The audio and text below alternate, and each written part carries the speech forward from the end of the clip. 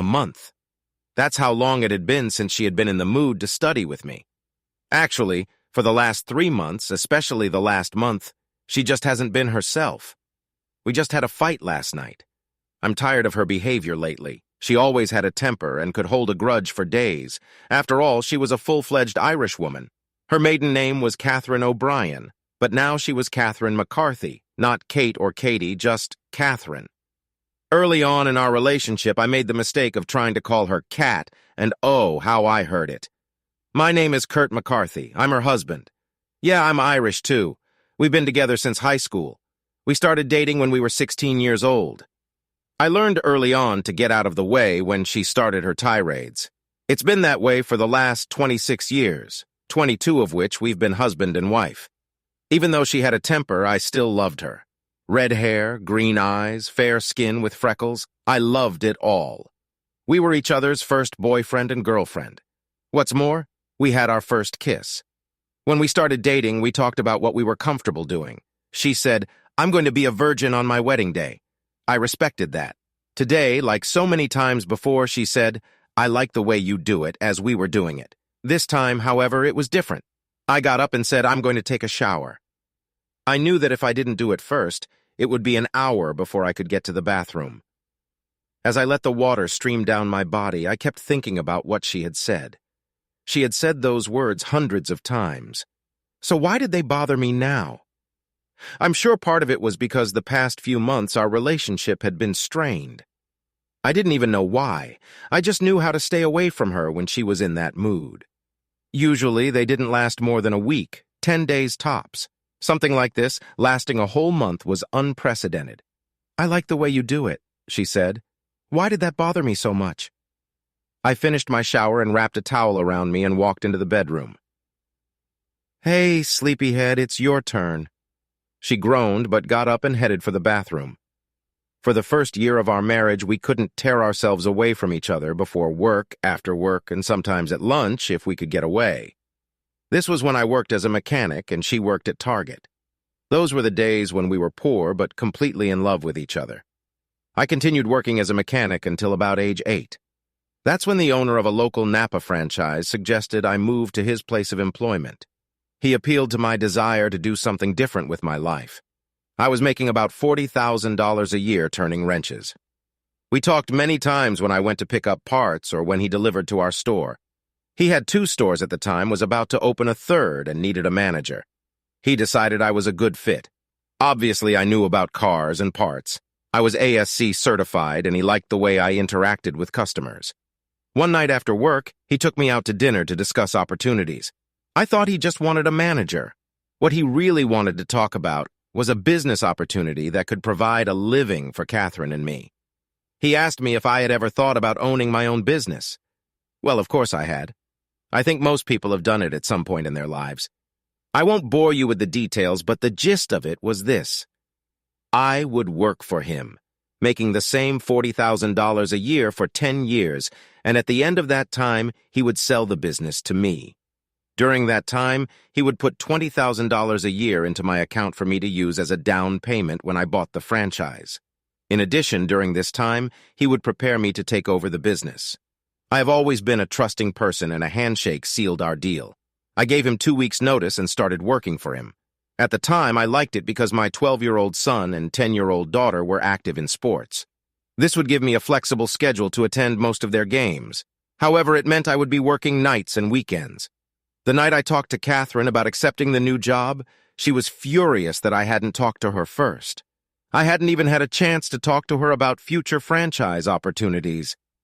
I knew she would be furious that I hadn't gotten anything in writing. I told her that I missed my children's childhood and that this job would give me a chance to be a bigger part of their lives. I then told her that it would be good for all of us in the long run. She didn't want to hear anything, and I sat on her shit list for over a week. I really hoped that nothing would work out with my plan. I didn't want to experience the wrath of Catherine. I had experienced it many times before on camping trips, at birthday parties, and during vacations. Now, 8 years later, I was looking forward to surprising her after only 2 years. Of course, the lack of pay raises over the past 8 years led to heated discussions between us. I simply told her to trust me. which unfortunately was not easy for her. My schedule changed from 7:30, 5 o'clock, 5 days a week as a mechanic to any time between 9 o'clock and 7 o'clock during the week and possibly some weekends. However, I had a flexible schedule that allowed me to see my kids play baseball, softball, and soccer. About 2 years ago, I began to notice a change in Catherine. Her usual short temper became even shorter. In addition, she began to belittle me on occasion. This can certainly hurt a man's ego and cause resentment. For the past 3 months, the situation has gotten worse and worse. I tried to talk to her about it. At first, it had an effect. She apologized and things got better for about a week. Then it would start up again. Lately, however, whenever I mentioned anything to her, she would throw an annoyed look at me and her attitude would get even worse. Obviously, this affected our home life. I got to the point where I'd rather be at work growing the business than at home with her. On the other hand, the business has grown. We now have 4 locations, and our commercial business has grown steadily. My wife has always worked. She certainly took some time off when the kids were born, but soon returned to work. It didn't take her long to find a job with a group of insurance agencies. They have 4 offices around town, and she is now the office manager for one of them. As far as I can tell, she is doing an excellent job. I know from experience that managing people can sometimes be stressful, so I have to assume that part of my wife's attitude is due to that stress. I've asked her what has changed in the last 2 years, but she has no answer and gets angry when I'm too intrusive. As I get dressed to do some housework, my thoughts return to the gorgeous morning. I smile remembering it, but something still bothers me in the back of my mind. I like the way you do it. The rest of the weekend and all of next week, things go back to normal. Or rather, back to the new normal. All week, Catherine has been irritable. Friday night, she came home a little late again, and it was the same as the previous Friday. In fact, she was even more demanding that I show my skills in the bedroom. I've already mentioned that she's Irish, but so am I, and although I don't have that hot temper, I still have it. Her attitude and demands infuriated me. When she said, "I need you to cater to me," I replied to her, "I don't jump on your command. You can service yourself. I wasn't going to be her lapdog." That night, I slept in my son Kevin's room. He had gotten his own apartment about 6 months ago, so his room was vacant.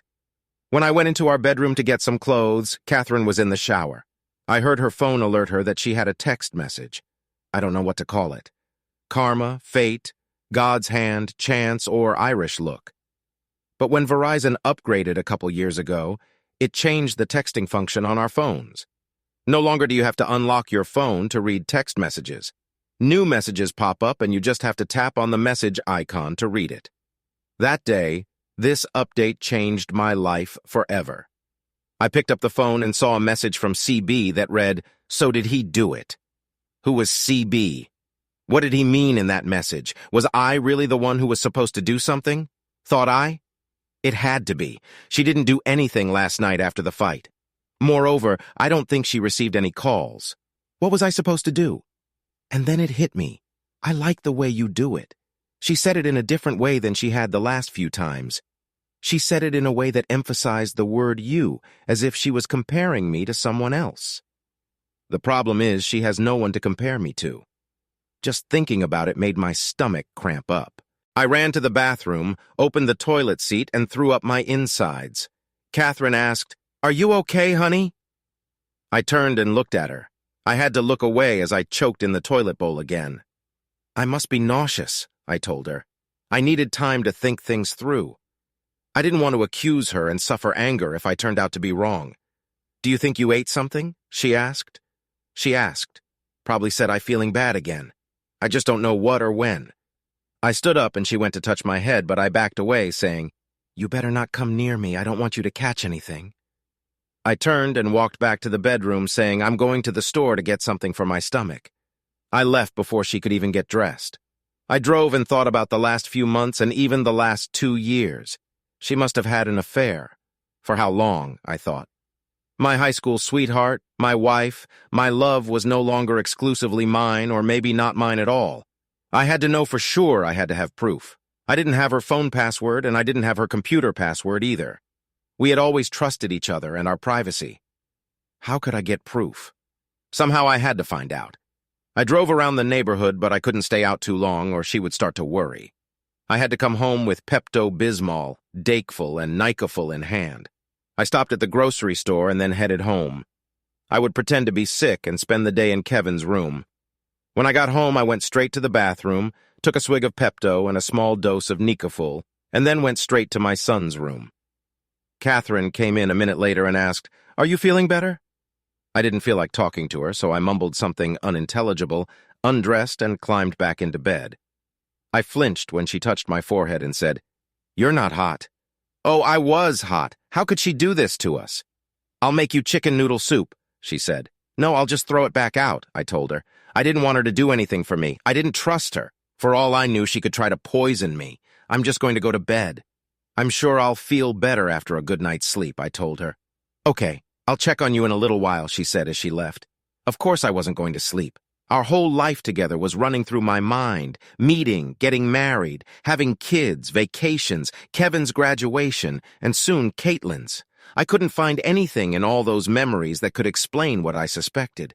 Sure, the past 2 years had been stressful, but I didn't know why. What had changed, I had to find out. Lying on the floor, I began to formulate a plan. I needed proof. Once I had proof, I would realize our marriage was over. Again, I'm Irish. We have a temper and hold grudges. Forgiveness is not usually our style. Look at the Irish-English conflict. How long does it last? If in fact she cheated on me, I can never forget and I will never forgive. Especially if what she was trying to get me to do was true. Such disrespect as trying to get my husband to clean up after his mistress is impossible to forgive. Somehow I needed proof, and I needed to know when to get it. When you live with someone for as long as we have been together, you know them perhaps better than they know themselves. All of this vast knowledge would help me immensely in the days and weeks to come. But even with all that knowledge, it was Irish luck that gave me the information I needed. I needed to use the bathroom, so I got up and headed for the master bathroom. Catherine was in the kitchen, but her cell phone was on the nightstand. I picked it up and found another message from CB it read. I made a reservation for Wednesday afternoon. What reservation, thought I? A hotel reservation immediately came to mind. As a general rule, a restaurant doesn't require reservations for the afternoon. A reservation might be necessary for dinner or even lunch, but not during the day. Where? Was the question. I guess it didn't matter. I could take Wednesday afternoon off and follow her. Again, another benefit of being a manager and having a flexible schedule.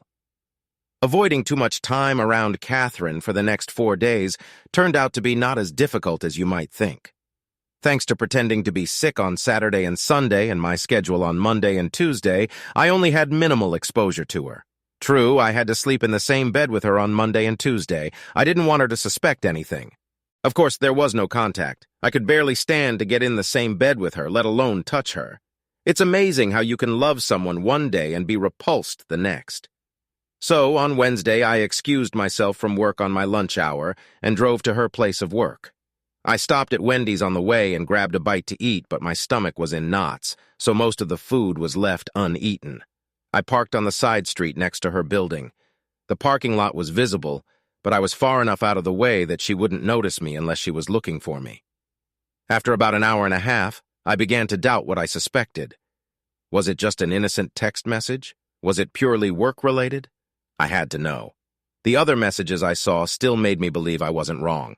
I decided I would sit there for the rest of the day if I had to. At about 2:30, I saw her boss walk out to her car and drive off alone.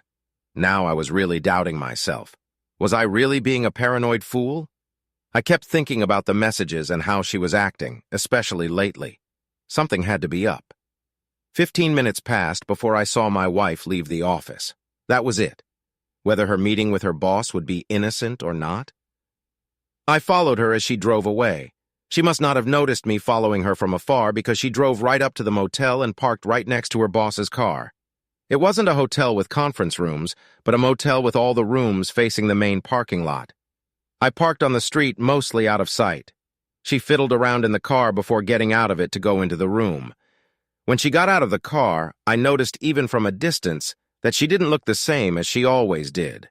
She walked determinedly towards one of the rooms, and as she approached the door, it swung open. Carl stood there and greeted her. I took a picture on my phone before he closed the door.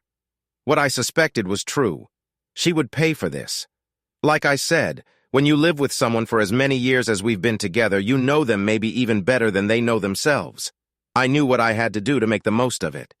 I'm Irish, as I said, so I have a temper, and I'll use it to get revenge.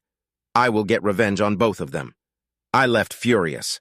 I drove straight home. Caitlin was at softball practice, so I had time to do what I needed to do. We have a house on the outskirts of town. We bought it because it had enough room for me to build a 2-car garage with a finished room upstairs. This was my man cave. I installed a hoist so I could work on our cars and make some money on other cars.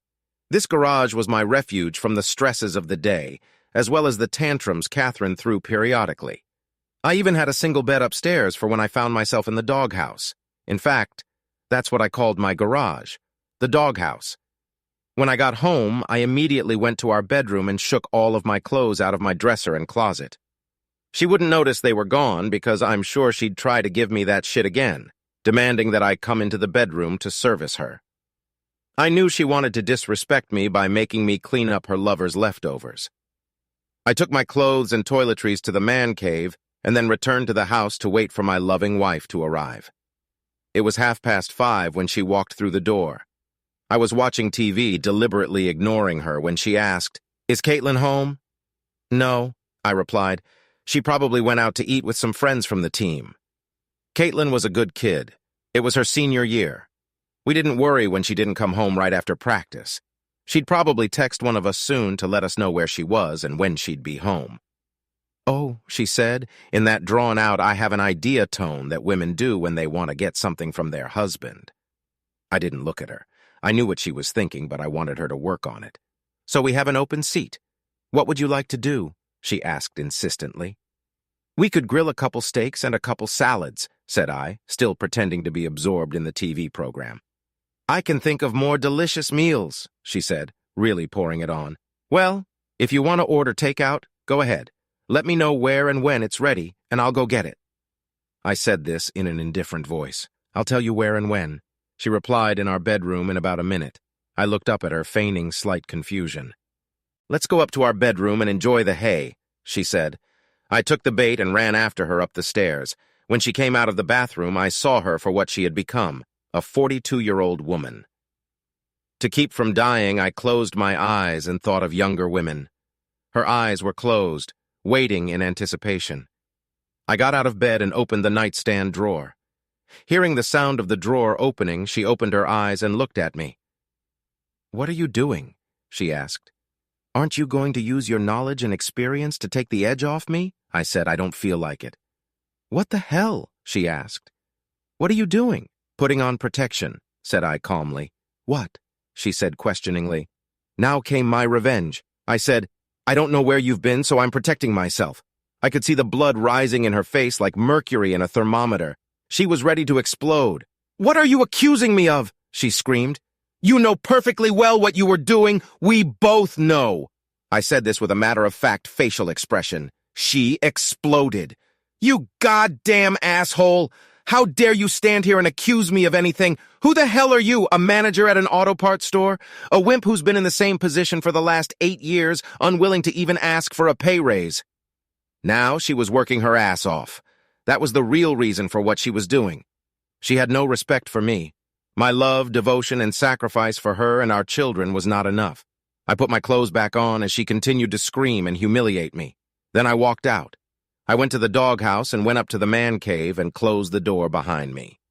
About 2 minutes later, she was downstairs in the garage yelling for me to come down and face her like a real man. I knew my act would piss her off, so I called the police. I had never called the police on my wife before, so I decided to use this to my advantage. If I timed it right, I would be in the yard the moment the cops showed up and they would witness her rampage. She raged down the stairs to the garage, demanding that I come down. There was no regret or remorse in her words for what she had done.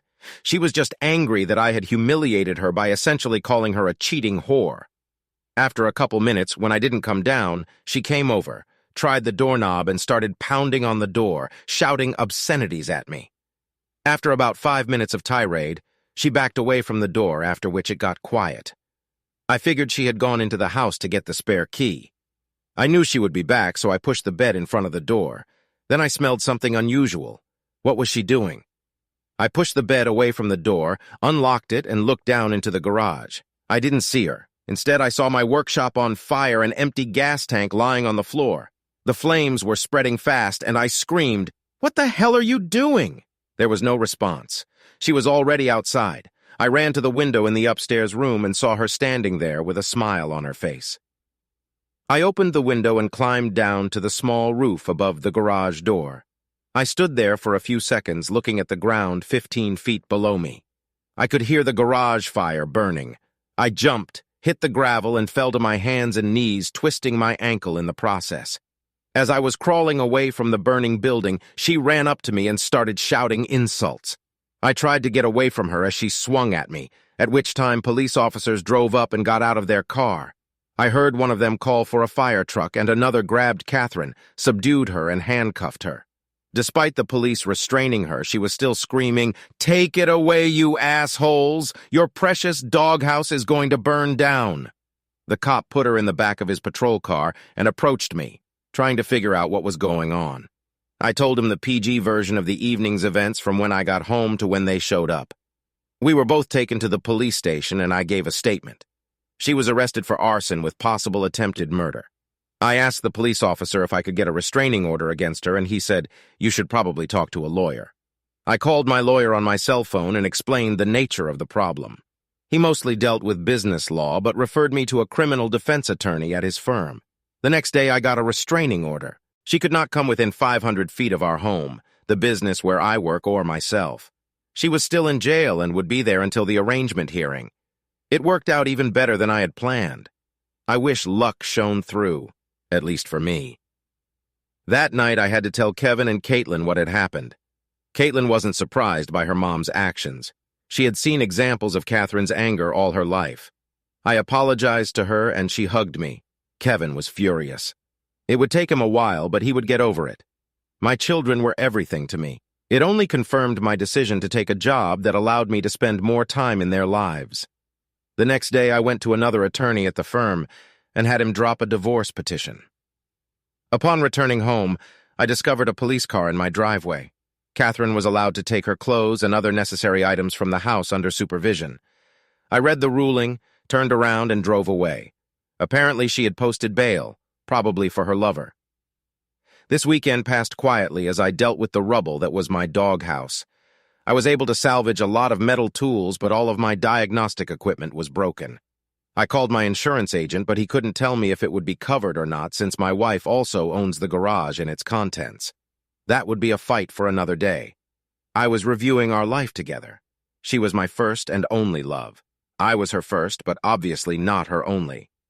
How was I supposed to go on with my life? I knew I couldn't go on living with her. Trust was a very important factor to me, and I couldn't forgive and forget. It's not in my character, as I said before, I hold a grudge. That would be the ultimate offense. However, I had to find out the reason. It was essential to my sanity. Was Carl the first? What had led up to it? Had I done something or not done something? From the way she was yelling at me, she didn't respect me. Did their conversations lead to this? Was he also belittling me? Belittling me? Was he downplaying my role as manager of the Napa parts store? I needed to find out more about this Carl Benson. I turned to the internet to do as much research as I could. It's amazing what you can learn about a person. I found out that my wife's business owner hired him about 2 years ago as a general manager overseeing the business in all 4 offices. This was so the owner could step back and try to enjoy his golden years. I guess it was no coincidence that my wife started acting differently around this time. It made me wonder how long it had been going on. Carl was single, divorced, and had 3 children between the ages of 15 and 20. They lived about an hour away. I would have to research the situation some more. In the meantime, I was going to contact the owner. We had met at many company events, and what's more, he had started servicing his cars at the shop where I worked. I was on good terms with him and was sure I could get his phone number from my previous boss. I wanted to call him and let him know what was going on. It would be on my to-do list for Monday. Sunday night, Catherine finally called me. She was very apologetic. "Oh, Kurt, I'm so sorry I lost my temper and set your garage on fire," she said. "So what?" I said. "So I can go home then?" she asked. "No, I have a restraining order against you," I told her. "Yes, I was told that when I was out on bail." Who bailed you out? Mom and Dad, they're not thrilled about it. Well, neither am I. Can we sit down and talk about it? I'm sure we can work it out, she said. We can't work it out. There's nothing to solve. Kurt, you know I love you. It's just my temper, she said. No, I don't know that you love me. If you loved me, you wouldn't be sleeping with your boss, I replied. That's not true. What's not true? That I don't know if you love me or that you're sleeping with your boss. She was quiet for a few seconds and then replied. Both. Catherine, I saw you with him at the motel. Don't try to deny it. She gasped. Why? I asked. I really wanted to know. It was a mistake. It was a one-time thing, she said. Bullshit, Catherine. I'm tired of listening to your lies. I hung up and turned the phone off. About half an hour later, there was a knock on my door. It was her father. He was like a second father to me. I had known him for over 25 years. When he walked in, I could see the confusion on his face. What did she tell you? I asked. That you had a fight and you kicked her out, he replied. So half-truths were the usual M.O. here. I shook my head. So how did she explain that she was in jail? I asked. You know her character. She told me that after you kicked her out, she went to your garage and started burning your car repair manuals and it got out of hand. I shook my head again. I think you need to get the truth out of her, I told him. So you're going to tell me. What is the truth? He asked. I don't think you want to hear it, Mr. O'Brien, I told him. Why the formalities, son? You know I consider you my son, he said, because soon we won't have that relationship. You'll probably hate me, reasoned I. Is it really that bad? He asked hesitantly. I nodded my head and he understood. And for how long? I don't know.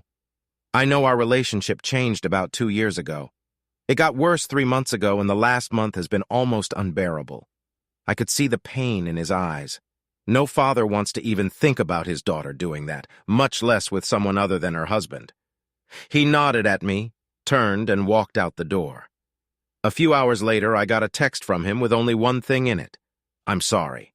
So she had to come clean. He must have gone home and put her on the hot seat. I'm sure there were quite a few outraged voices in the house. I wouldn't be surprised if he didn't immediately take her to the confessional. Whether she told the priest all, some, or none of it, I couldn't even guess. When I called the owner, he recognized my name immediately. Kurt, how are you doing? To what do I owe this call? I'm sorry, sir, but it's not going to be a very pleasant call, I said. Oh, he said, and waited silently while I gathered my thoughts. How do I tell a man that the woman he knows as my wife is having an affair with his business manager? I thought you should know that my wife and I are getting a divorce, I said. Oh, I'm sorry to hear that. She's always been a great employee for me, so what does this have to do with me? I could hear the hesitation in his voice. He knew I wouldn't have called him if it didn't concern him in some way. The reason for the divorce is because she was having an affair with Carl Benson. I'm sorry, but I'm not going to be kind to him, and some of the consequences could affect your business. I told him. Oh, shit, he said. I knew I should have trusted my instincts when I interviewed him. I asked him why he wanted to move away from his family. He was already divorced, but he has children. I'm sorry. I probably should have checked him out more thoroughly. It's not your fault. They're both adults. They knew what they were getting into. Kurt, can you give me until the end of the week? I can't change the past, but I can certainly change the future for both of them. Sir, if you fire Catherine, it will hurt me financially in the divorce. I would appreciate your help with that if you don't mind. She has always done a tremendous job for me, so yes, I think it makes sense to keep her. I thanked him and we ended the conversation. He had always been a guy I liked, and having him keep her would help me a lot. The divorce papers were served on her at work. I asked that it be done in a way that would cause her as little shame and pain as possible. I was familiar with many of her co-workers, and I could tell we were friendly. I wondered how they would look at me now. She immediately called me as soon as she received them. I listened for about 2 seconds. When the first words you hear when you say hello are "you goddamn bastard," you realize it's not worth continuing the conversation, so I hung up. Being a mechanic, you've learned quite a bit about what makes a car run or not run. I had never used my knowledge with malicious intent before. However, things were about to change. Carl Benson's Lexus was about to need a new engine. Depending on what he decides to do, he could have another engine or transmission fail. They say knowledge is power. I have to agree with them. Friday was not a good Friday for Carl. He was late for work because he had to tow his car off the side of the road halfway to work. When he got there, the owner was waiting for him. He was let go for behavior unbecoming a person in his position. Catherine called me, and I answered in a cheerful voice. "Hi, Catherine. What did you do? Is what I heard? What are you talking about?" I asked. "You know exactly what I'm talking about." She snapped back. "Catherine, I think it's time we talked through our lawyers. Please don't call me again." I hung up as she tried to say something to me. I knew it would make her angry. She tried to call back, but I sent the message to voicemail and then deleted it. My revenge on her lover wasn't over yet. I called his ex-wife and explained my situation. She was very happy to help me. Saturday night, she came into town and I made reservations at our family's favorite restaurant. I asked Kevin and Caitlin to join me. I was hesitant to involve them, but I needed to be sure that Catherine and by extension Carl would find out about it. The three of us arrived ahead of Carl's ex. That was the plan. There were 4 serving tables at the table, so I'm sure my kids thought their mom would join us. When Molly, Carl's wife, approached the table, I stood up and pulled back a chair for her. My kids looked at me questioningly. "Kevin, Caitlin, this is Molly Benson. She's agreed to join us for dinner tonight." They didn't understand. I continued. "Molly is Carl Benson's ex-wife. She is the ex-wife of your mother's lover." I thought it would be good to hear her story. Throughout the dinner, she told us about what led to her divorce. She talked about how she forgave him for one infidelity, but when he did it again, she realized she couldn't trust him. Trust is necessary in any relationship, friendship, business, or marriage. If you don't have trust, you don't have what it takes to survive. Your father and I wanted to meet with you to make you realize that he is not divorcing your mother because he doesn't love her. I'm sure he still loves her, even though he probably hates her now. The reason for the divorce is trust. If he can't trust her, he will always wonder when she comes home late or runs errands somewhere. That's no way to live, believe me, I know. By the end of the meal, we were all talking as a family. They asked her questions, and she answered them truthfully. She asked them some very pointed questions, and I learned that a year ago they were already thinking that maybe something was going on. I think the husband would be the last to know or even suspect it. When we got up to leave, we all hugged, and when Caitlin asked if I was going straight home, I said, "I'm going to ask Molly to the dance if she's still able to do that." I looked at her, and she nodded her head. Caitlin looked at me, and I realized what she was thinking. We danced until 11 o'clock, and then I drove her to the hotel. She invited me to her room, but I declined. As much as I liked her, and as much as I wanted to avenge her, it didn't feel right. It was too recent to file for divorce. However, I told her I would pick her up for breakfast. Old habits are ineradicable, so Saturday morning found us at my favorite breakfast place. The waitress saw me and approached. "The usual for you two?"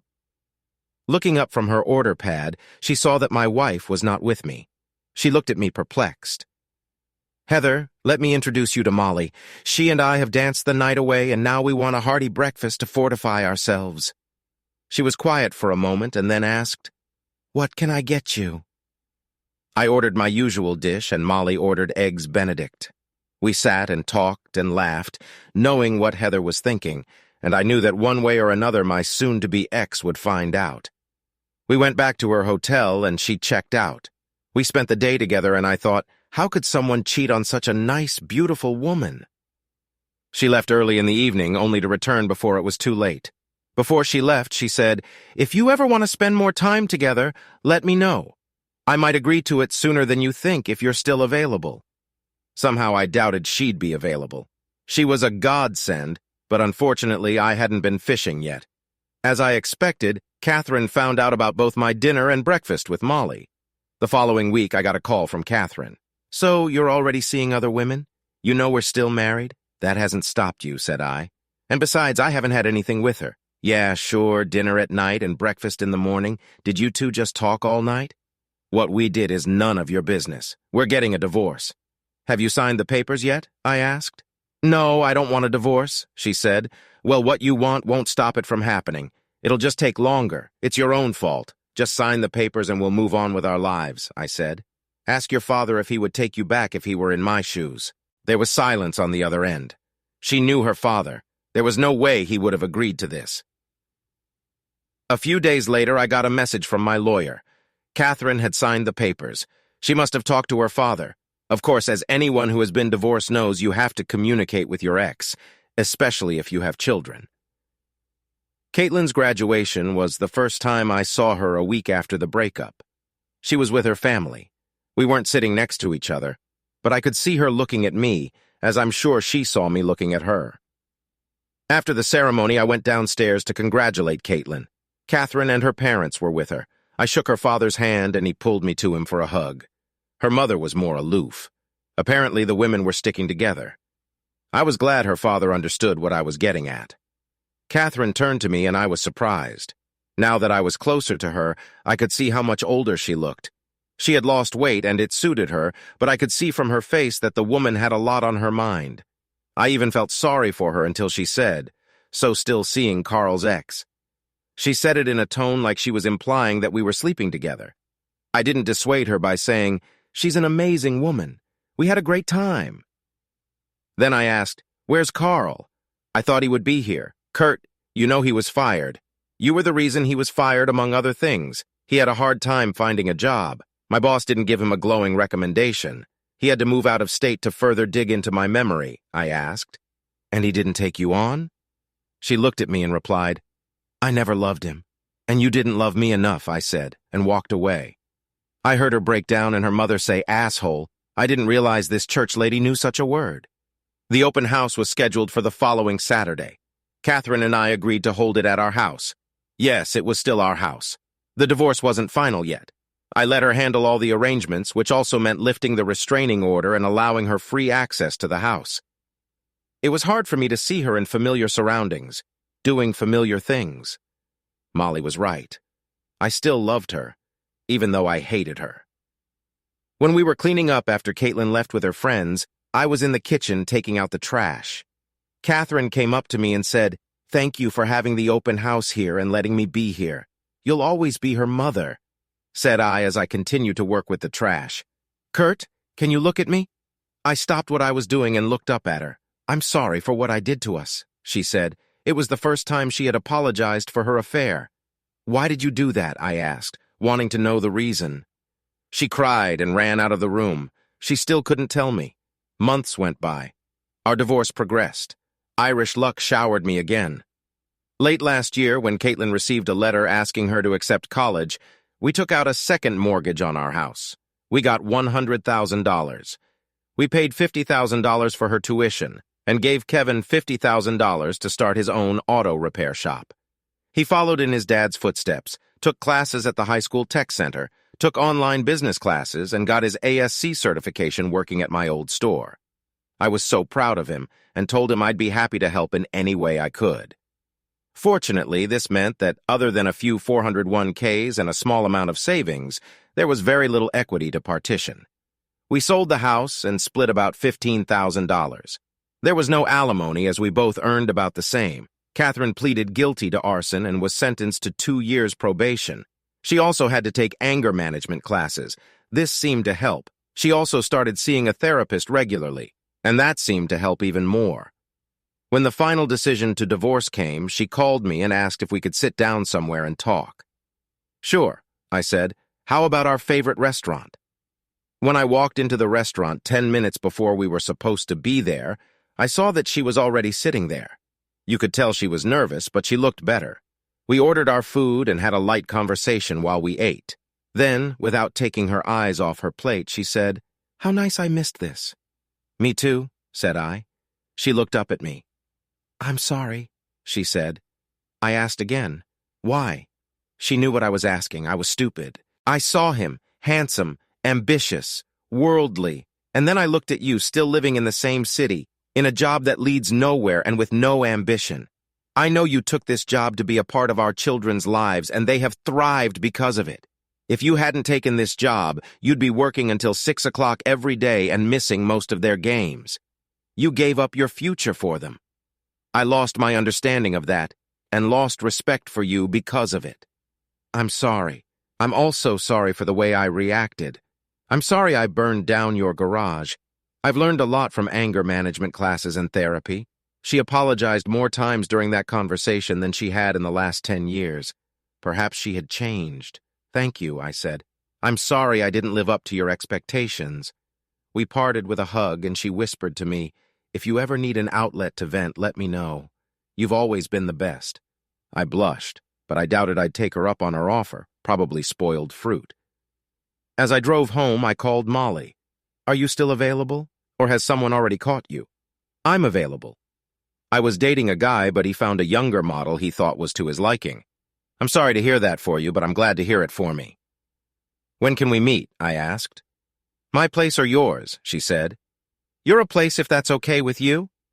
Sure, she replied. I was glad she agreed. I wanted revenge for the entertainment at her house that her ex-husband was still paying for. We had a great dinner and then went back to her house. Her kids, who were still living at home, were away at their dad's for the week. I needed to be honest with her, so I said, Molly, I really like you. I don't know where this is going, but I want you to know that I'm doing this for 2 reasons.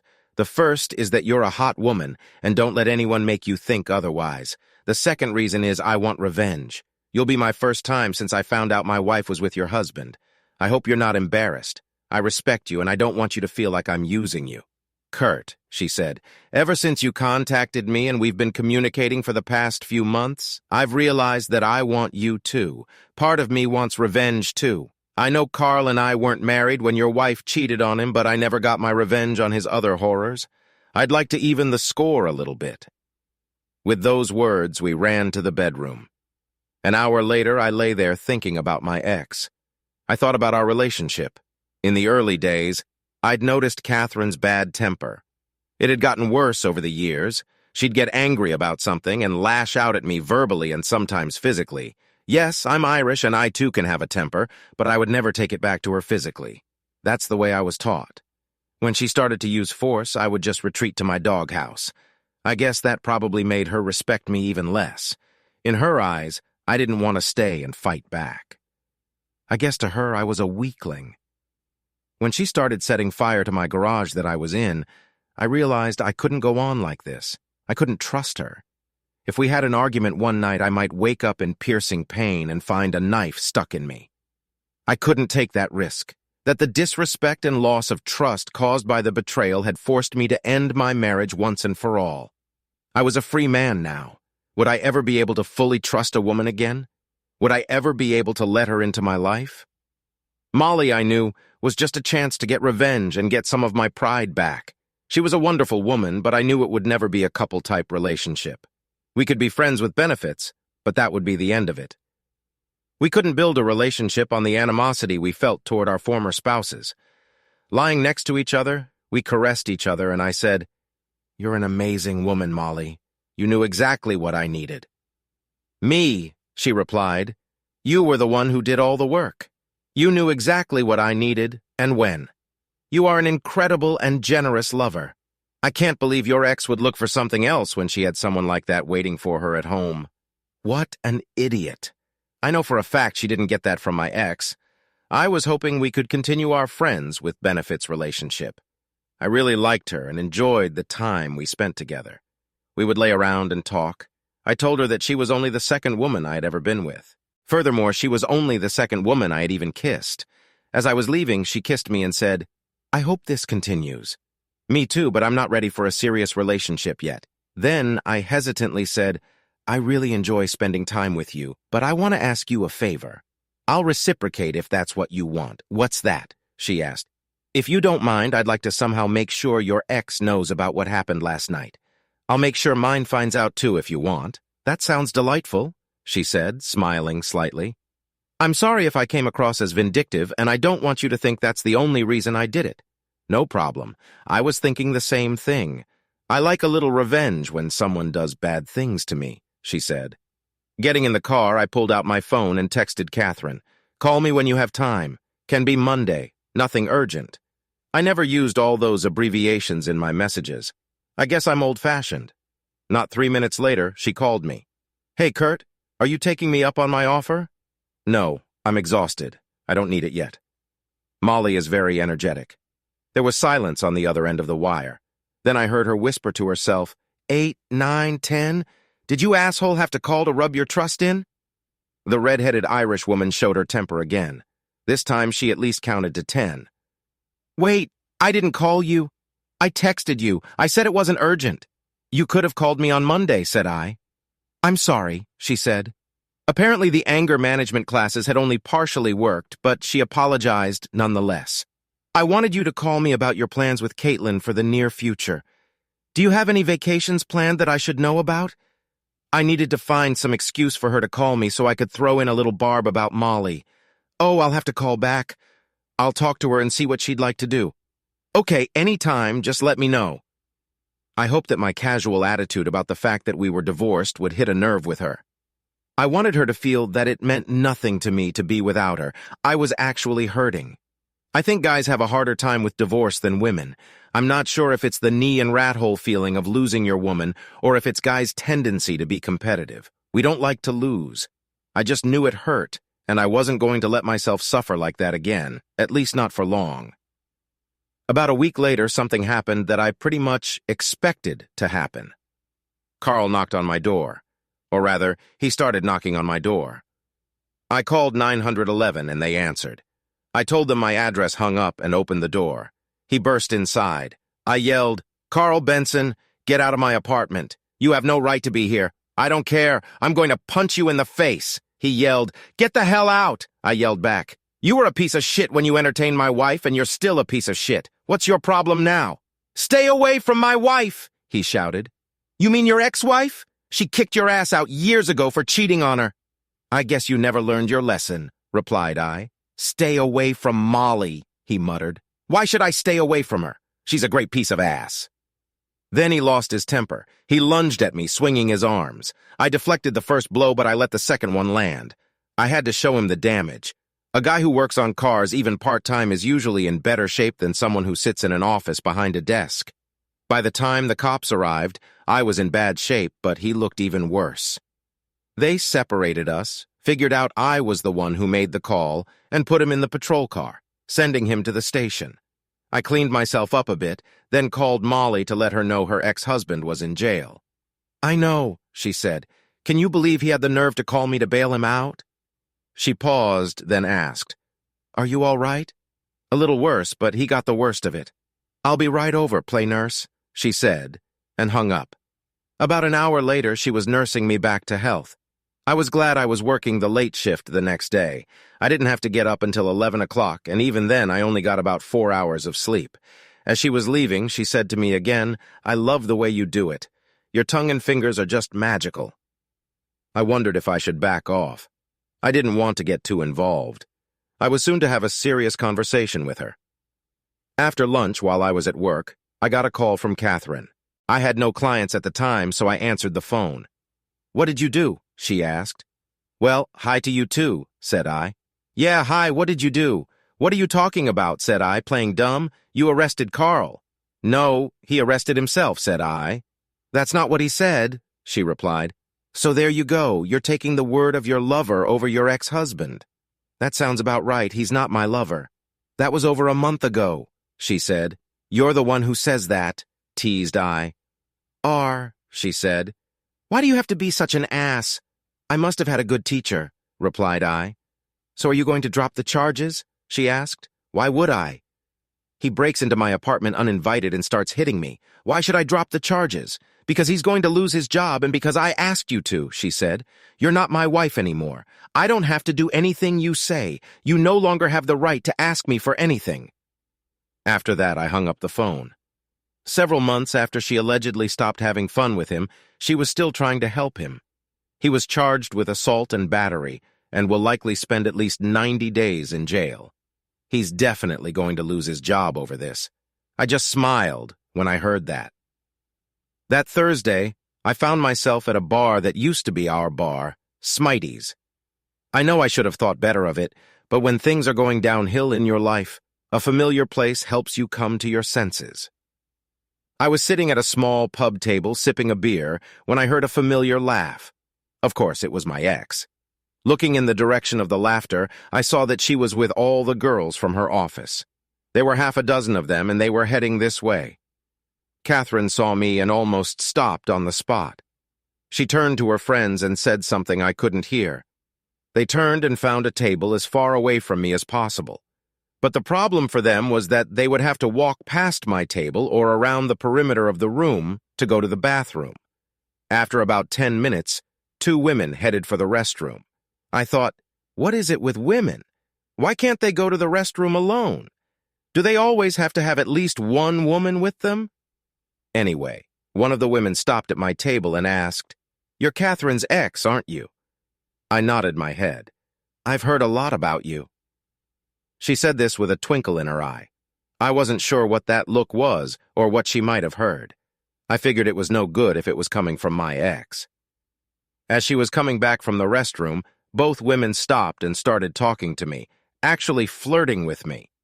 One of them was probably about 10 years younger than me, the other about 15 years younger. I guess women don't have the same code as guys. Guys don't hit on or date their friends' exes. That didn't seem to be a problem. Of course, I flirted back. If I managed to sleep, even for one night with one of these women, it would be one more thing to annoy my ex-wife. Yes, I was vindictive. I wondered how long it would be before the need for revenge disappeared. As the 2 women began to leave my table, one of them extended her hand to shake mine and said, "It was nice to meet you. Maybe we'll meet again." In her hand, as she shook mine, was a piece of paper.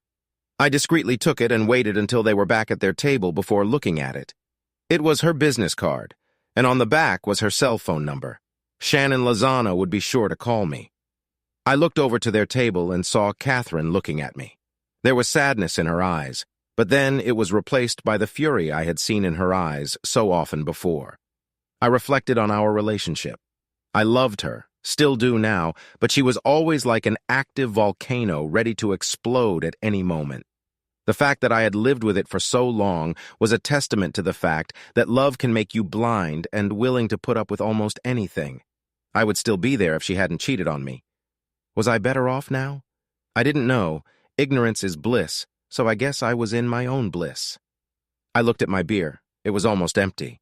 I finished it through a tent on the table, waved to the waitress, and walked out. I didn't look toward my ex's table. I didn't want her to see the tears that were starting to form in my eyes.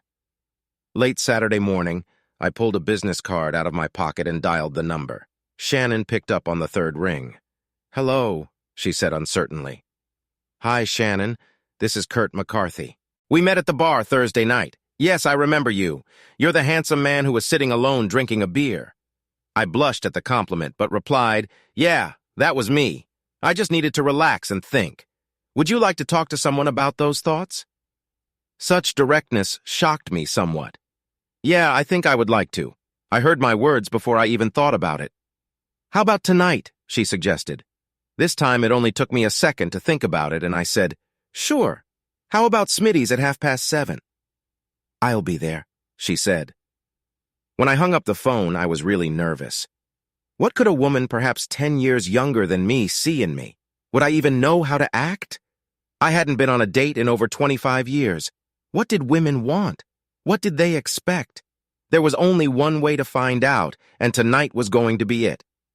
I addressed business casual, which was a little over the top for Smitty's on a Saturday night, but I wanted her to see that I had made an extra effort. We found common ground right from the start. She was nice to look at and nice to talk to. After I felt comfortable with her, I finally asked the question that had been bugging me since I met her. "You work with my ex, so I'm sure you've heard the worst about me. Why would you, knowing that, want to date me?" "Well, before she started hanging out with Carl, about a year before you sent in your divorce papers, she said some things about you that intrigued and excited me." "She had been having fun with Carl for a year?" I asked, flabbergasted. "No, they were just socializing, having lunch and so on. You know, I think she probably started her affair about 3 months before you served her. That was consistent with what I knew about her changing attitude. I'm sure she felt guilty at first, but as things progressed, she probably thought I was clueless and lost all respect for me. Up until this year when we had bachelorette parties, she let me know several times that she was pleased with your performance, if you know what I mean." She looked at me with those eyes that only women seem to possess and licked her lips. I blushed. I know some women say things like that, but I never thought Catherine was one of them. Don't be embarrassed if you're half as good as she led us to believe. You'll be a pleasant adventure. She looked at me like a lioness looks at a gazelle. What had I gotten myself into? As we were finishing our food and drinks, a waitress came to the table with our check. She smiled at me as I handed her $1.50 and said, "You better keep this check. You might win a prize." I looked at her with a puzzled expression on my face. She looked me straight in the eye and winked. I slipped the check into my pocket, and as we walked out, Shannon took my hand and said in a soft voice, "Now for dessert." Once again, I was taken aback. It had been too long since I'd gone on a date. "My place or yours?" she asked. "I'll let you decide." I wanted her to feel as comfortable as possible, so if she preferred the home turf, that's where we'd go. "Let's go to your place. You can tell a lot about a person by seeing how they live. I'd like to know a little more about you," she said. So off we went to my place. She jumped in my truck, so at one point I had to bring her back to get her car. I asked her, "Do you think your car won't get hurt here for the rest of the night?" Yes, I knew I was being presumptuous, but she gave me no hint that it wouldn't be a night out. Oh, I took an Uber for just that reason. Wow, I felt out of touch with today's reality again. When we walked through the door, we rushed into the bedroom. We got busy. When we finally fell asleep, we slept until 10 a.m. We had lunch at Chili's, and then I drove her to her house. She made me promise that I would call her for a repeat performance.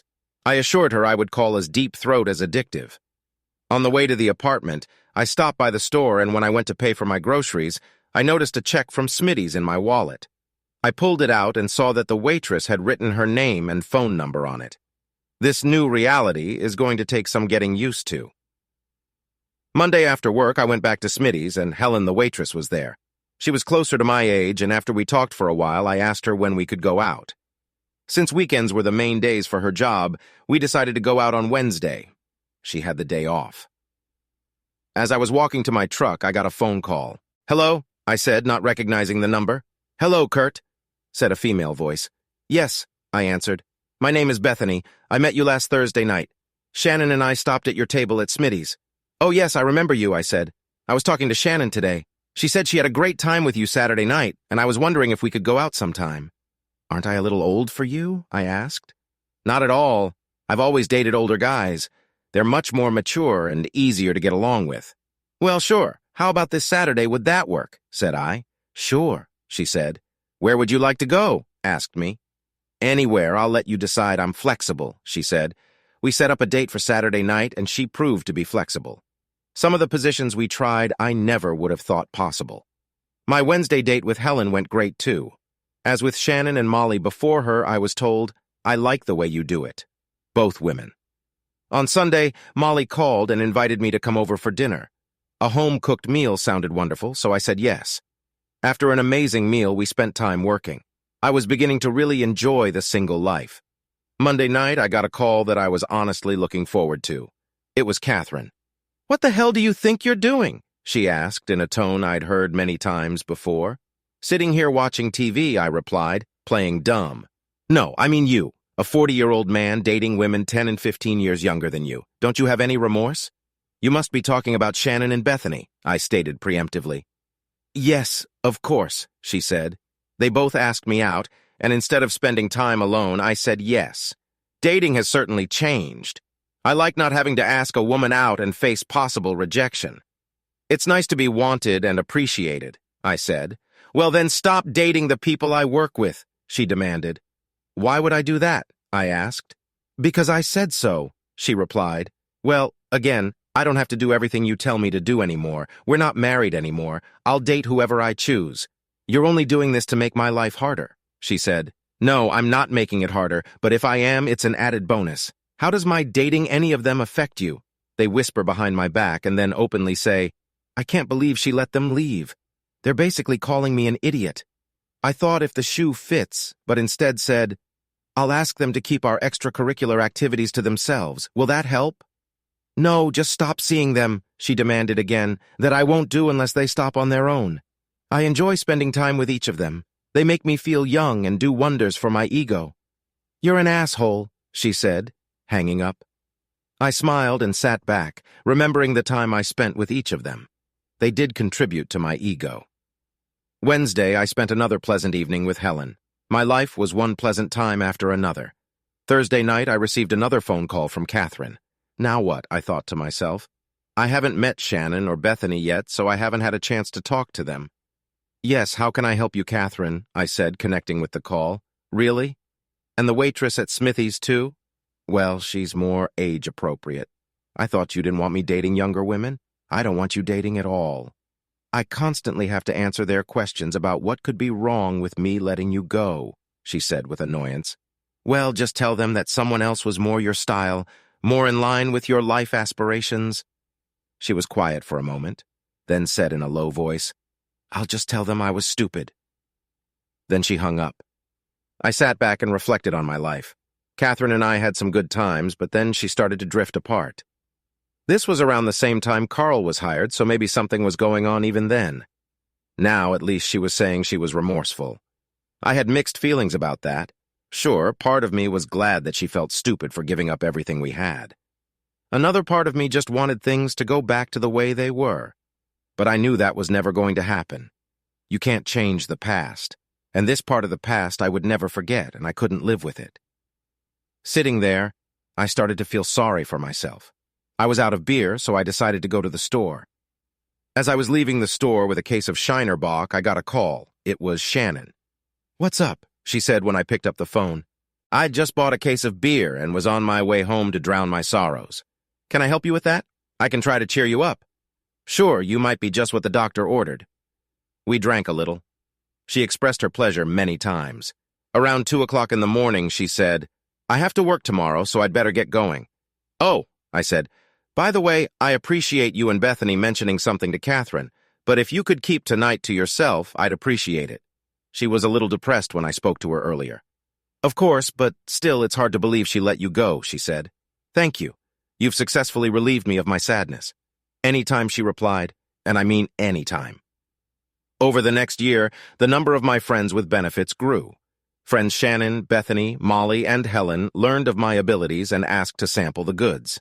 I didn't turn any of them down. Each woman, no matter her shape, size, or skin color, was a pleasurable adventure for me. I learned to please them all. Each of them had their own characteristics that they liked and that pushed them over the edge. Catherine started calling me a slut at first. I didn't mind that. I liked women, and I liked to give them pleasure. Each of them, at one time or another, uttered the phrase that started it all. I like the way you do it. When Catherine got used to seeing me or hearing about me with one woman or the other, she saw me at Smitty's and actually asked me out. You know we were good together. Why not for old time's sake, she asked. I couldn't go for it. I told her it wouldn't be the same. When we were together, everything I did for you and with you was done in love. Now we're just going to use each other. I understand, she said sorrowfully, and went back to her table. Finally, the day came when I was awarded the Napa franchise. The owner was true to his word. He thanked me for my years of service and bargained to more than generous buyout for me. I had to take out a loan, but business was good and growing, so I wasn't worried about paying a large sum. I had originally agreed to the deal for the sake of financial stability and security in old age for Catherine and me. Now it would just be my old age. That evening I called Catherine and invited her to dinner. She agreed, and I made reservations at the best restaurant in town. I called and told her that a car would pick her up and that she should dress appropriately. When she entered the restaurant, she looked radiant. She had done her best. She was wearing a long black dress that emphasized her features just right. The black color really accentuated her red hair and green eyes. I had no doubts why I had married her so many years ago. I just wanted to be enough for her. When she came to the table, I stood up. You look amazing, Catherine, I said. Thank you. You look very handsome in that tuxedo, too. What's the occasion, she asked. I'm having a celebration, and I wanted you to be the first person I told about it. Now I'm curious, she said. Let's sit down and eat. We can discuss it while enjoying the food and the atmosphere, said I, not giving her a second thought. We made small talk after we ordered, and as the meal began, as we got down to the main course, our conversation also became more substantive. Finally, she said, That's it. I can't take it anymore. What is it that you're celebrating? I smiled. I wondered when she would crack. Catherine, after we were married, I worked as a mechanic, turning wrenches, as we call it. You seemed content, even happy about it. I, on the other hand, felt a little stuck in my job. Also, as you know, Kevin and Caitlin had started to get active in sports. My job didn't allow me to take time off to participate in that. Yes, I know we discussed it, she said. Yes, we discussed it. And I thought that when I told you about working at Napa and its flexible schedule, you'd be excited about the change. And I blew up, she said. I also told you that it would be good for us in the long run. Yes, I remember.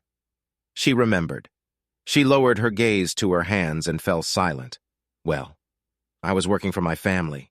Our kids, their activities, and you, it was all to make our lives better. She looked up at me and sadness flashed across her face.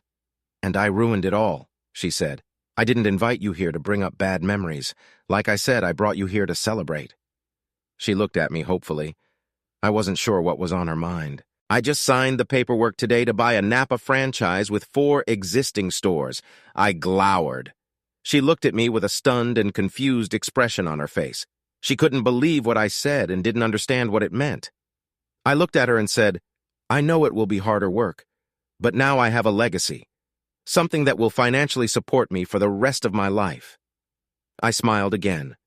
The reason I wanted to tell you about this first is because it will guarantee that our children will have a large inheritance when I die. They will be able to either continue the franchise or sell it and get the money. Our grandchildren, when they come along, will benefit from the business. I can't tell you in words how happy that makes me. I looked at her again. She was melancholy. I asked, "What's wrong?" She began to cry.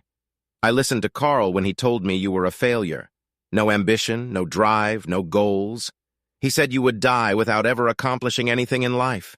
Now she was really sobbing.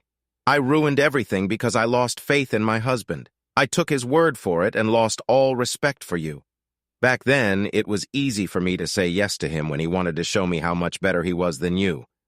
Oh, Kurt, I'm sorry for what I thought of you and how I treated you. You were a great husband until I ruined him. You were a great father. Thankfully, I didn't ruin that. And finally, you were the best lover. I was told that over and over again, and I threw it all away. I'm sorry, Kurt. I hope you believe me. I'm sorry for everything I did to you that got us where we are now. She got up from her chair and headed for the bathroom, crying. One of the servers noticed this and followed her into the bathroom. Women just can't go to the bathroom alone. I wanted tonight to be a celebration so that our children and grandchildren would have access to wealth. I guess I didn't take into account that the news would have such an effect on her. I sympathized with her. She was in a lot of pain, but I couldn't comfort her. I couldn't open that door. It would cost too much pain if I did. Life makes us realize the consequences of our actions. Sometimes that realization causes us great pain. I got our serving girl's attention and asked her to bring the check. I knew Catherine would not be in the mood to continue our evening together. When she returned, she came to the table, and before she could say anything, I stood up and said, "I've already paid the bill. I can take you home." "Thank you. I'm sorry I ruined your holiday, as well as us." All the way home, she cried quietly. I wanted so badly to hug her, but that might send the wrong signal, and I couldn't risk it. When I walked her to the door of her apartment, she opened it and looked at me with a look that said, "Do you want to come in?" I replied, "I'm sorry, Catherine, but we can't go back there." She nodded, turned, and closed the door behind her. The next couple years were busy with business, life, and lots of women. They say word of mouth is the best advertising, and the women really knew how to use their mouths, both in and out of the bedroom. Not a week went by that I didn't have at least 2 different women to have adventures with. Of course, I always practiced safety. I didn't want to get infected or pass something on to any of the women. Catherine and I talked occasionally. Lately, we had been discussing Kevin's engagement. He had only been dating her for 8 months, but he already knew she was the one. She came to his store to get her car repaired, and he was blown away. Her name was Amber Williams. They were going to have an engagement party to introduce everyone they knew. Kevin was hesitant to start a relationship with anyone until his business was successful. Although his business wasn't going as far as he would have liked, he knew she was the one. On the day of the engagement, I arrived early to help Kevin get everything ready. I rented a conference room at a local Sheraton hotel, and we bought some 6-foot subs at Subway with all the supplies. As we were just about to finish cooking, Catherine walked in. She still looked good to me as we had been together for over 25 years. She walked over to where I was standing by the punch glass. We never had an engagement, Kurt. No, but everyone we knew us both. Do you remember when you asked me to marry you? She asked. Sure, I may be getting old, but I can't forget my wedding or my vows, I said. Sometimes I wanted to hurt her. She hurt me so much. She looked at me and defiantly said, I said I was sorry. Can't we forget about it? It's been 3 years. Yes, I'm sorry, but this is Kevin and Amber's day. I'm sure we can be cordial throughout this day, said I. That would be great. Maybe we could be cordial from now on. She said it in the tone of condescending demand that she used so often when we were married. She confused me so much. Sometimes she acted like she was truly remorseful for what she had done, and sometimes her old temper and cruelty came out. Kevin and Amber's family and friends showed up at the house, so we had to be cordial. Kevin and Amber greeted everyone who came by, introduced everyone who came by, and introduced them to the other partygoers. About 45 minutes after the party started, I was talking to Kevin and Caitlin when I heard Amber's voice. Mom, I turned to look and saw the most beautiful woman I had ever seen, dressed in a beautiful floral sundress. She was about 5'8" tall, with a good figure, yellow blonde hair like her daughter's, deep blue eyes that I could see from across the room, and a smile that made my heart skip a beat. Daddy, Daddy, Daddy, said Kevin. That's Amber's mother, but even though she's divorced, she's not for you. I looked at him, perplexed. Dad, she's very religious. That's why she made Amber go to a Christian college here in town. It was her alma mater. Dad, Amber's father cheated on her, and she's not accepting of men with your lifestyle. Kevin, I said, before your mother left me, I was a one-woman man. I wish I had a single woman I could trust and give my heart to. Well, I don't know if she's the one. I don't think she'd even give you a chance, but I'll introduce you. That would be great, son, I said, and he led me over to where Amber and her mother were standing.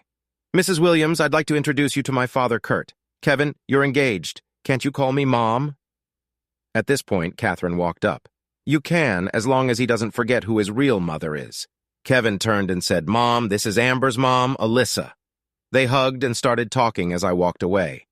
Catherine cut in just as I was about to start a conversation with a beautiful woman. I figured I shouldn't linger, because I might say something to Catherine that would give Alyssa a bad impression of me. I wanted our first conversation to be positive. I mingled with other friends and family members. Many of the men bantered with me about all the women I knew. Some women seemed a little aloof, but others were quite friendly. When I was talking to one of the divorced women, Catherine came over and told her, You better be careful with him. You never know what you might pick up. I got angry, so I looked at the woman, Charisse, and said, Don't mind her, she's just pissed that I'm not giving her any mercy. Kurt, you're an ass, said Catherine. You're the one who keeps interfering in my conversations. Why don't we just be polite and keep our distance, said I. Then I turned to Charisse and said, Why don't we take a little walk and talk privately? I didn't feel like accomplishing anything with Charisse today, but I wanted to get away from Catherine and piss her off at the same time. I still wanted to talk to Elise, but I wanted to do it when Catherine couldn't interrupt. Charisse and I talked for a while and parted ways, promising to talk again. About 2 hours after the party started, I got a chance to introduce myself to Elise. So, you're the infamous Kurt, she said with slight disdain in her voice. I don't know what you've heard, but yes, I am Kevin's father, Kurt. Kevin seems like a fine young man. I hope he doesn't offend my Amber. I assure you he is a fine young man. He knows what he wants and works hard for it, I said proudly. He will continue to build his business to become successful and will care and love Amber just as much. Well, I hope he stays faithful, she said, not afraid to say what she was thinking or who she might offend. I assure you he is faithful. You have nothing to worry about, pronounced I. I hope so for Amber's sake, she then said. I hope you know it's going to be a church wedding. Yeah, that'll be great. Promises made before God and all their family and friends, I said. Look, I think we need to clear the air. Obviously, you've been told things about me that may or may not be true. I would like to give you the opportunity to ask any questions you may have. I promise that you will find out the truth. I hope you will allow me to defend myself and maybe ask some questions of you. I don't know. I've heard so many things, she said. Look, we're going to be related. We should be able to at least talk to each other, I pleaded. I think so, she said meekly. I think it's going to take a little while, and this probably isn't the right place for it. We can sit around after the party, maybe have dinner.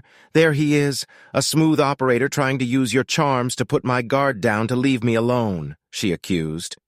"Fine, you pick the time and place and I'll work my schedule however you want," I said. "Well, I live about an hour away, so if you're really interested in clearing that up, you can make the effort. Tomorrow is Sunday and I'm going to church in the morning. Why don't you pick me up after church and we'll go to Cracker Barrel?" She gave me the name and address of her church and the end time of the service. I told her I would meet her there. For the rest of the party, we subtly glanced at each other. I guess I was a mystery to her. In her eyes, I was a person to avoid, but I presented myself as an open book. Later, as the party was winding down, Catherine came up to me and said, "Amber is cute, but I'm concerned about how fast they're moving. Did you know they plan to get married within the year? They will meet and get married within 18 months. How well can they get to know each other in that time?" "Catherine, Kevin is a smart guy. He knows what he wants and he's getting it. Meeting and getting married so soon can create some problems, but look at us. We knew each other for several years before we got married and still ended up divorced. The thing that determines whether they stay together is commitment. I think they're both very committed to each other." She looked at me with a look of regret on her face. She knew she had abandoned her commitment to our marriage. I felt good about leaving. Yes, even years later it still hurt, and I needed her to remember that. Sunday morning I woke up early, shaved, showered, dressed in a nice suit, and made the hour-long drive to Alist's church. I arrived about a half hour before the service started and found a pew about a third of the way to the back of the church. I sat and looked around. The sanctuary looked very different than I was used to. I grew up in a Catholic church, and everything there was old-style: stained glass windows, altar candles, bells, communion table, crucifix, and chalice. Here I saw none of that. And what's more, there wasn't even a pulpit from which the priest could preach, just a raised platform at the front of the church with a blank cross on the wall behind it. To say I felt a little out of place is an understatement. However, I was determined to see it through to the end. As people began to enter the sanctuary, they were talking to each other and having casual conversations. They were holding cups of coffee from Starbucks or one of the other coffee shops in the area. They were also dressed in jeans and golf shirts or casual blouses. I felt a little too dressed up. Most people came up to me and greeted me. They didn't mind my costume and made me feel out of place. I kept looking around for Elise, wondering if she had given me the wrong information. I couldn't believe it, or if she was sick and wouldn't come today. Then there was some activity up ahead, and the minister announced that the worship team was starting the service. That's when I saw her. She was singing with the praise band. During the third song, she noticed me sitting there.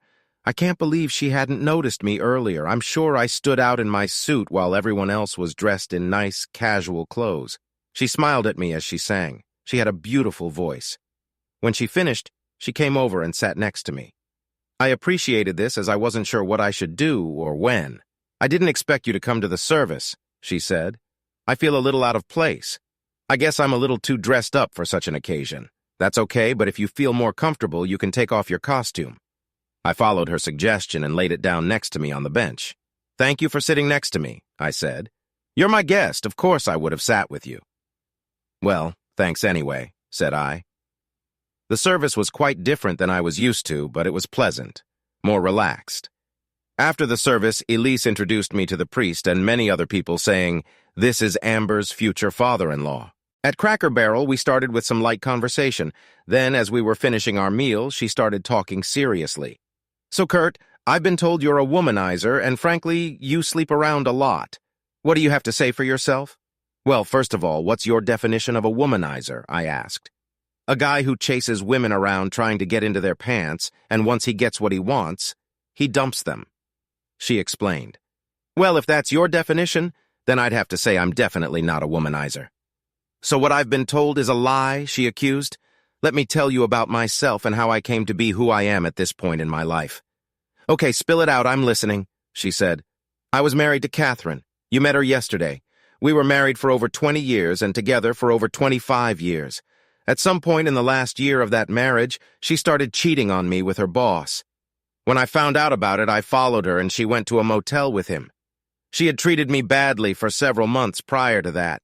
When I told her everything I knew, she freaked out and tried to kill me by setting my garage on fire while I was in it. I filed for divorce and got a restraining order.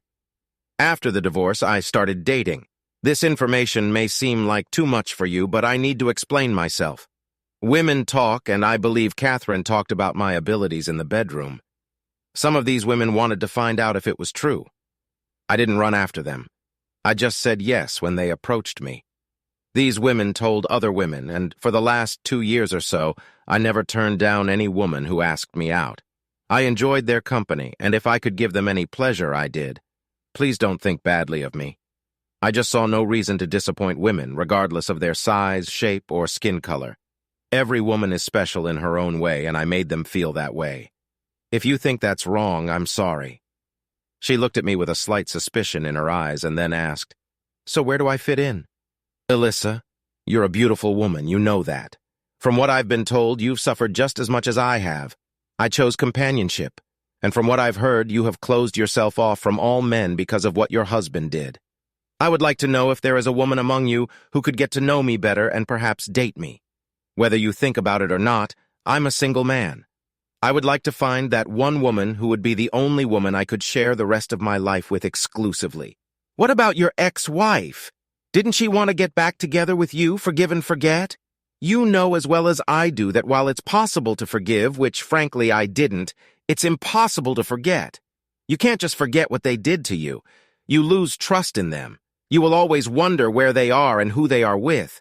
You can't build a relationship that way. No trust, no relationship," pronounced I. "I understand," she said. "My ex wanted me to just look past it and go on with my life, staying married like I used to. I couldn't do that, not for him and not for me. My self-esteem took a huge hit. I wasn't going to let any man hurt me like that again. And I still don't. In that respect, we're very similar," I said. "Except that while I continued to spend time with members of the opposite sex, I never let them get close to me. Not in any real sense. Not where it mattered." She looked at me and nodded slightly. Then she said, repeating what she had said before, "So where am I? Well, obviously we both have trust issues. I think I'd like to go out with you and get to know each other better. See if there's something there we could build a future on," said I. "What about all the other women?" she asked. "If after we've been walking around for a while, we both feel like it has potential, then I'd be happy to be exclusive to you," I said. "Let me be upfront and honest with you from the start." She said, "I'm not doing this with anyone until I'm married. If we're going to date, you need to understand that." I grinned. "Elise, I dated Catherine in high school and after until we got married. We were both still virgins when we got married. Sure, we fooled around a lot after all. We were horny teenagers, but she stated to me at the very beginning of our relationship that she would be a virgin on our wedding night, and we stuck to that. So your statement doesn't bother or worry me. I'll be waiting for you." I think that reassured her because she said, "Kurt, I appreciate your honesty, and to tell you the truth, I think I like you. Let's see where this goes." So 4 months went by during which we met at least twice a week. Sometimes she would come to my place by car, and the rest of the time, I would come to her place. During those 4 months, I still dated other women, but their attraction waned. Cherise, the woman from the engagement party after we went out a few times, really tried to work me up. She wanted more than I was willing to give. She, like everyone else, said, "I like the way you do it." I could hear it in her voice. She was comparing me to others. It used to feed my ego, but now it was starting to bother me. When Alyssa told me over dinner at her house one night that she was ready to make a commitment to me, I glowed with happiness. "That makes me the happiest man on earth," I said. "From now on, I'm committing myself only to you. Honestly, the last 4 months have been meaningless when I wasn't with you. I know it might scare you, but I love you. Most people would probably chastise me for saying this so early in our relationship, but between dating, numerous long phone conversations, and my recent experiences with women, I've learned one thing. Women want to hear what you're thinking." She hesitated and said, "I think I'm falling in love with you too. Please be patient with me." I was patient both emotionally and physically. One day when I was in an exceptionally good mood, I got a call from Catherine. "Hi, Kurt," she said. "Hi, Catherine, how are you today and what can I do for you?" "Wow, you're in a good mood." "Yes, of course I am." "So what do you need?" I said in a cheerful tone. Why don't we sit down for dinner sometime? I have something I'd like to discuss with you, she asked. Sure, how about tonight? That would be great. I can make your favorite dish, roast beef with vegetables. Can you come over around 7? Don't you want to go out to eat? I asked, not wanting her to spend so much time making dinner. No, I'd like to be alone, so I think that would be best, she said. I hesitated, then said, Okay, I'll see you then. Can I get you anything? Sure, maybe some wine, something to go with the roast beef. Okay, I'll pick up something. I'll see you tonight. I hung up, wondering what she wanted. We'd talked a few times before, but it was mostly just informational conversations. I was curious, but hesitant to find out what it was. In the interest of full disclosure, I called Alyssa and told her. She replied, It must have something to do with the wedding. It is next month, after all. She must want something big since she's trying to soften me up with roast beef, I said. Call me tonight afterward and let me know what she wanted, she said. I will. At 7 o'clock, I stood in front of Catherine's door. I had butterflies fluttering in my stomach. I was so afraid of what she wanted to talk to me about. She invited me in, and we chatted through most of dinner. Then she told me the real reason she invited me in. Kurt, Kevin's wedding got me thinking. About what? I asked. About our wedding. About us, she said quietly. There is no us, Catherine, said I. She pretended like I didn't say that and said, Remember when we used to date? How we used to fool around? Yeah, I remember. We were young, said I. We were good then, weren't we? Yes, we were, said I honestly. What happened to us, Kurt? She asked. Life, I guess, I told her. I was talking about you with Shannon at work. Oh, said I. Yeah, I know she has a steady boyfriend now, but when she talks about you, she smiles and says you were exactly what she needed at that moment. Then I was talking to Bethany and she said, You're no longer making the rounds, as she put it. I think maybe you're tired of playing around. Okay, said I. Apparently neither Kevin nor Amber had told Catherine that I was dating her mother. I smiled, thinking, I appreciate their privacy. Catherine took that smile as an agreement with her. So maybe we should try again. You know we were good together.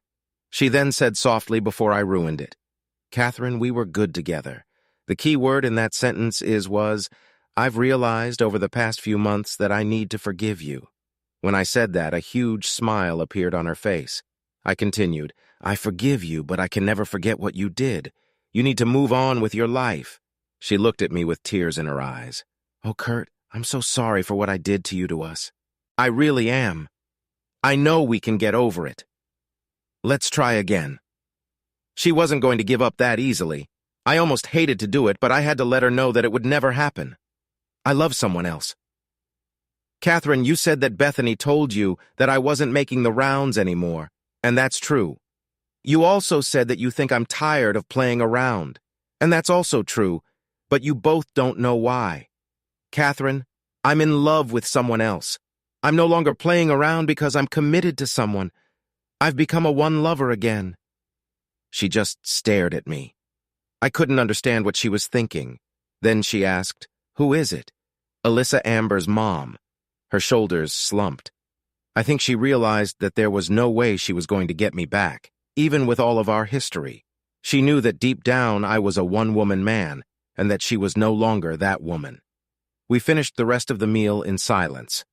When I finished, I said, Catherine, thank you for this dinner and for the memories. I know this night didn't turn out the way you wanted it to, but I know you will find someone. When you do, love him with all your heart and devote yourself only to him. I just couldn't stay mad at her anymore. I forgave her mostly because that's what Alyssa was getting me to do. She, in turn, forgave her ex. We came to the realization that we had to forgive them because their actions had ultimately brought us together. Pulling away from Catherine's apartment, I called Alyssa. So what was it? She asked. She wanted us to get back together. I thought maybe that was it. She knows what she lost. Yeah, and I know what I found, and I'm better for it. Alyssa, I love you, and I'm a better person because of you, I stated. I love you too, Kurt McCarthy, she said. It was the first time she had ever said it out loud. I already knew she expresses her love in many different ways, but it was nice to finally hear it. Epilogue. Kevin and Amber got married, and Alyssa and I smiled, held hands, and danced the whole time. A few people even jokingly said we looked like a wedding couple. Of course, Catherine was there, but she didn't stick around. I guess seeing us so in love was too much for her. 3 months later, we became a wedding couple. A small private ceremony was held in our church.